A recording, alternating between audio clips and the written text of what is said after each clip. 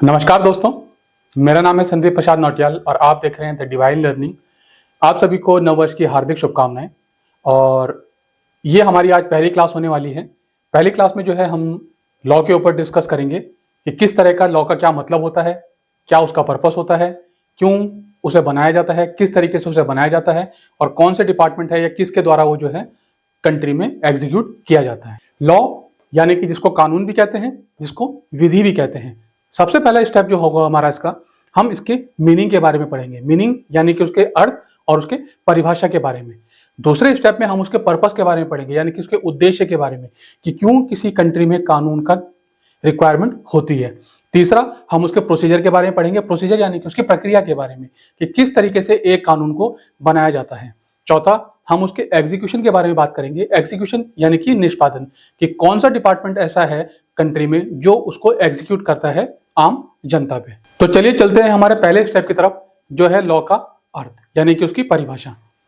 Rules and regulations to conduct human behaviour. ये rules and regulations बनाता कौन है? ये रूल्स एंड रेगुलेशंस बनाती है वहां की गवर्नमेंट। वहां की गवर्नमेंट किसके लिए? अपने सिटीजन्स के लिए। लेकिन ये रूल्स एंड रेगुलेशंस बनते क्यों हैं? क्यों बनाती है गवर्नमेंट इसको?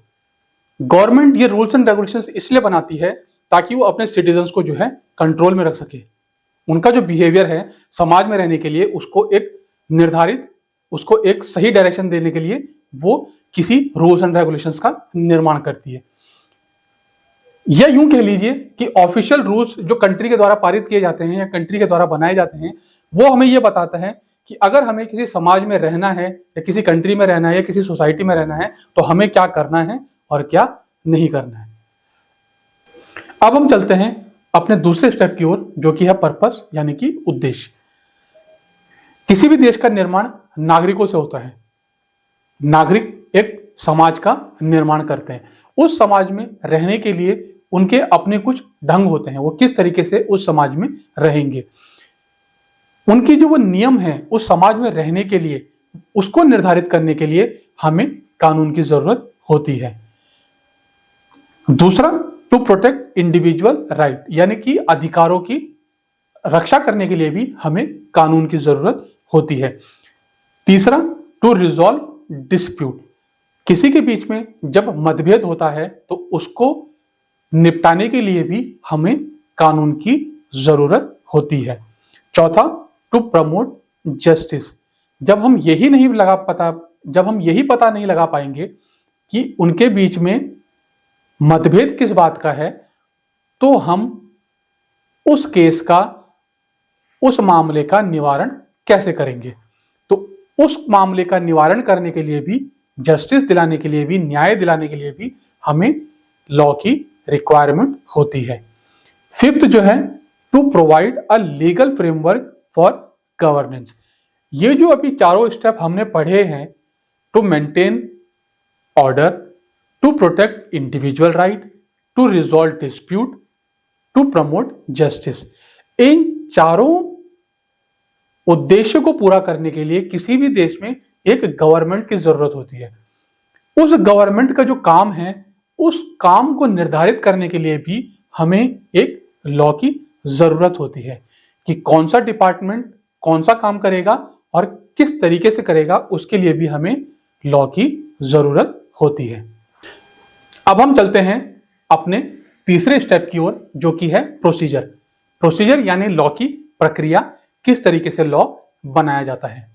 देखिए, लॉ बनाने से पहले सबसे पहले होता है कि हम उसका एक प्रारूप जो है वो बना ले। प्रारूप यानी कि उस लॉ के अंदर क्या होगा, किस तरीके से वो काम करेगा और किस तरीके से वो समस्याओं का समाधान करेगा। जब वो प्रारूप यानी कि वो ड्राफ्ट रेडी हो जाता है तो उसको बिल बोलते हैं। उस बिल को इंट्रोड्यूस किया जाता है पार्लियामेंट में।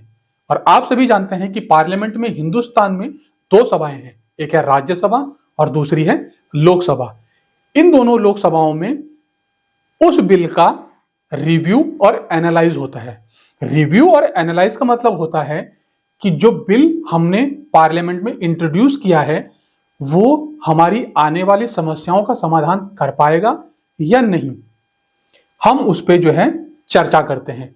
चर्चा करने के बाद अगर हमें पता चलता है कि हमें कुछ अमेंडमेंट करने के बाद आने वाली समस्याओं का समाधान मिल सकता है, तो हम उसमें जो है अमेंडमेंट कर देते हैं। अमेंडमेंट करने के बाद उसको पार्लियामेंट अप्रूव कर देता है, यानी कि उसको पार्लियामेंट्री अप्रूवल मिल जाता है। पार्लियामेंट अप्रूवल का मतलब होता है कि राज्यसभा और लोकसभा में उसकी वोटिंग के द्वारा उसको पास कर दिया गया है। जब वो लॉ पास हो जाता है तो वो उसको जरूरत होती है प्रेसिडेंट के अप्रूवल की, यानी कि प्रेसिडेंट के एसेंट की। अब वो बिल पास होने के बाद प्रेसिडेंट के पास भेज दिया जाता है। प्रेसिडेंट उस पर अपना रिव्यू देखते हैं कि वो बिल हमारे आने वाले समाज के लिए सही साबित होगा या नहीं, या उस बिल से या उस लॉ से जो है हमारे समाज को कोई लाभ मिलेगा या नहीं। अगर प्रेसिडेंट को वो सब पॉजिटिव बातें लगती हैं कि हाँ, वो आने वाले समय में वो लॉ जो है हमारे समाज को लाभ देगा, एक सही लॉ साबित होगा, तो प्रेसिडेंट उसको अपना अप्रूवल देकर के पास कर देते हैं। प्रेसिडेंट का अप्रूवल यानी कि प्रेसिडेंट का एसेंट पाने के बाद उसको नोटिफिकेशन के द्वारा जारी किया जाता है। नोटिफिकेशन यानी कि उसको एक ऑफिशियल गैजेट में जो है बता दिया जाता है कि ये लॉ किस दिन, किस महीने और किस साल से हिंदुस्तान में या किसी भी कंट्री में लागू किया जाएगा। अब हम चलते हैं अपने लास्ट और फोर्थ स्टेप की तरफ, जो है एग्जीक्यूशन, यानी कि लॉ का निष्पादन।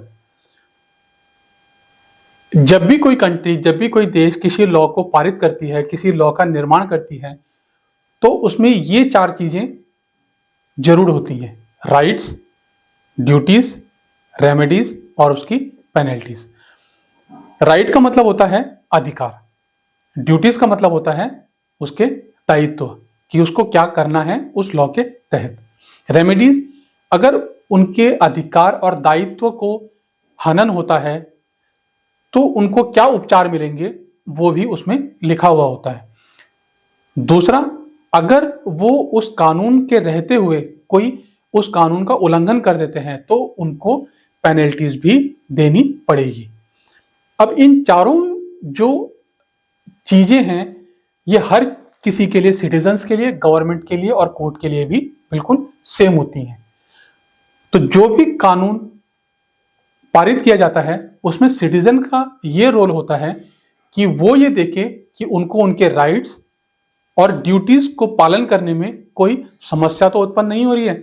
अगर समस्या आ रही है तो हम सिटीजन्स का मत जान के जो कानून हमने पारित किया है, यानी कि कानून जो सेंट्रल गवर्नमेंट ने पारित किया है, हम उसमें चेंजेस कर सकते हैं।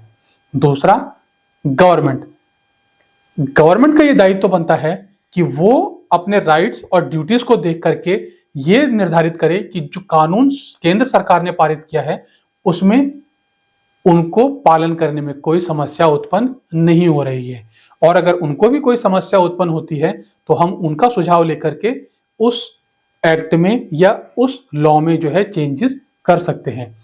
तीसरा आता है कोर्ट का। कोर्ट यानी कि जुडिशियल सर्विसेज का। जुडिशियल सर्विसेज के भी अपने कुछ राइट्स होते हैं, कुछ ड्यूटीज होती हैं, कुछ रेमेडीज होती हैं और कुछ पेनल्टीज होती हैं। ठीक है, अगर कोर्ट को किसी सिटीजन्स की पेनल्टी निर्धारित करने में कोई दिक्कत या परेशानी हो रही है तो हम कोर्ट का सुझाव लेकर के जो है उस लॉ में चेंजेस कर सकते हैं।